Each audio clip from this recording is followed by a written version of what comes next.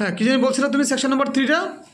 আমাদের দিস আমরা শেষ করছি দিস থাকলে দ্যাট হয় আর দিস থাকলে দোজ হয় তাই না একদম পাস করে তো এটা শেষ করে আমরা আসছি সেকশন নাম্বার 4 নাকি শেষ সেকশন 3 শেষ তো এটা 1 2 3 করছি 4ও করছি 5 নাম্বার বলো আচ্ছা he said I am well in this morning he told that he was well in কি বলে that morning 5 নাম্বার হচ্ছে হি সেড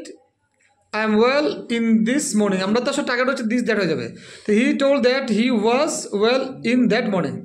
নাইস সেকশন 4 বলো সেকশন 4 সাধারণত ইনভার্টেড কমার বাইরের ভার্বটি পাস্ট হয় বলে ন্যারেশনের নিয়ম অনুযায়ী ইনভার্টেড কমার ভিতরের বাক্যের ভার্বের এক ধাপ পাস্ট হয় আর যদি ইনভার্টেড কমার বাইরের ভার্বটি পাস্ট না হয় তখন ইনভার্টেড কমার ভিতরের বাক্যের